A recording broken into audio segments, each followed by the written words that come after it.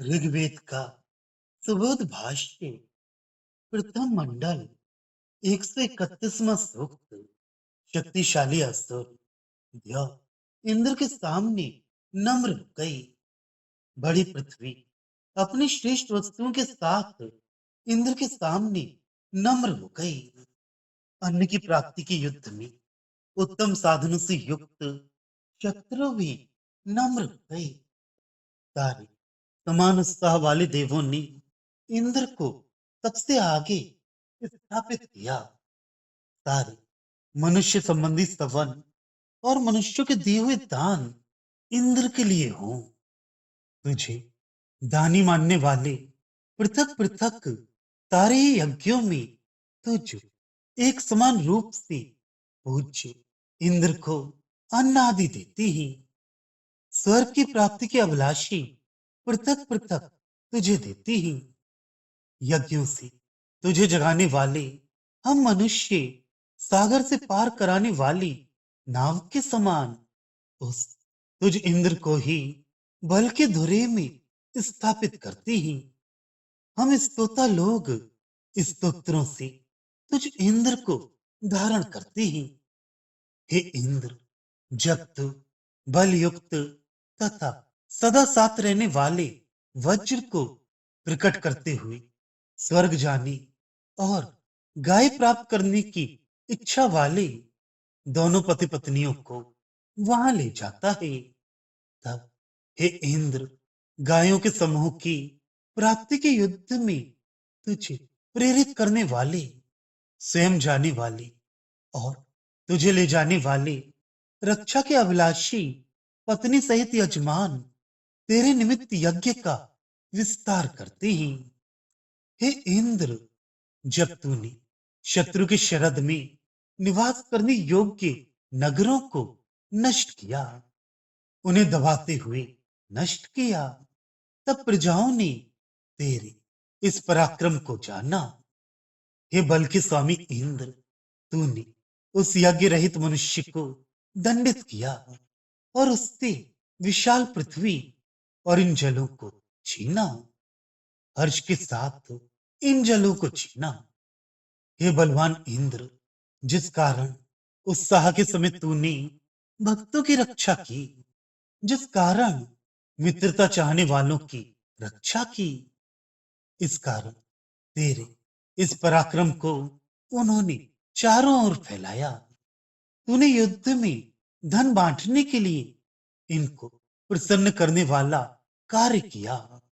उन्होंने एक दूसरे के धन को प्राप्त कराया, धन की इच्छा करते हुए प्राप्त कराया। और वह इंद्र हमारे इस उषा काल का सेवन करे। हे इंद्र, तू हमारे पुकारों द्वारा इस स्तुति और हवन को जान। सुख प्राप्ति के युद्ध में स्तुतियों द्वारा जान। हे वज्रधारी इंद्र, जिस कारण दाता तू हिंसकों को मारने के लिए जागता रहता है, अतः इस नए ज्ञान रखने वाले मुझे स्तोता की स्तुति सुन। ये बलवान इंद्र हिंसकों को मारने के लिए हमेशा सावधान रहता है। हे बहुत प्रसिद्ध बलवान इंद्र, जो हमारे साथ पाप करना चाहता है, तू बढ़ते और हमें चाहते हुए उस अमित्र सा व्यवहार करने वाले प्रत्येक मनुष्य को वज्र से मार। सुनने में श्रेष्ठ तू हमारी पुकार सुन। दुष्ट बुद्धि वाला शत्रु टूटे हुए वस्तु के समान हमारे मार्ग में से दूर हो। सारी दुष्ट बुद्धि दूर हो। भावार्थ, ध्य और पृथ्वी युद्ध में इंद्र की सहायता करती है और देव इसे अपना नेता चुनकर उसे अन्न पहुंचाते हैं। तभी समान उत्साह वाले देव इस इंद्र को आगे स्थापित करते हैं, अर्थात इंद्र युद्धों में सबसे आगे रहता है। इसलिए इस इंद्र की शक्ति का कोई मुकाबला नहीं कर सकता। इंद्र सबका समान पूज्य है।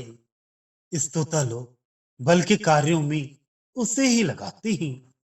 सुख की अभिलाषा करने वाले उस इंद्र की उपासना करते हैं। पत्नी और पति मिलकर इंद्र के लिए यज्ञ रचाते हैं। वे दोनों जन स्वर्ग जाने और गौ आदि पशु प्राप्त करने की अभिलाषा से इंद्र को हर तरह से प्रसन्न करते हैं। असुर जल और पृथ्वी को घेर कर अपने अधीन रखते हैं। इंद्र उनका घेरा तोड़कर पृथ्वी और जल को मुक्त करता है। ये इंद्र का बड़ा पराक्रम है। यह यज्ञ न करने वालों को दंड देता है। जो इंद्र को चाहता और उससे मित्रता जोड़ता है, वह उसकी रक्षा करता और उसके लिए आनंद से लड़ता है। वह हमेशा अपने मित्रों के अनुकूल ही कार्य करता है और उन्हें पर्याप्त धन देता है।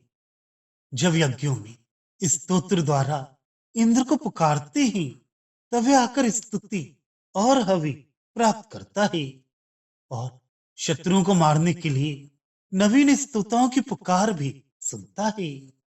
वह शत्रुओं को मारने के कार्य में हमेशा सजग रहता है। कभी भी वह शत्रु दलन के काम में असावधान नहीं रहता। इसी तरह राजा भी शत्रु दलन के कार्य में सदा सावधान रहे। इंद्र दुर्बुद्धि और दुष्ट विचार वाले को प्रजा के बीच में नहीं रहने देता। वह अपने भक्तों से दुश्मन का सा व्यवहार करने वालों को मारता है तथा उन्हें मार्ग से दूर करता है।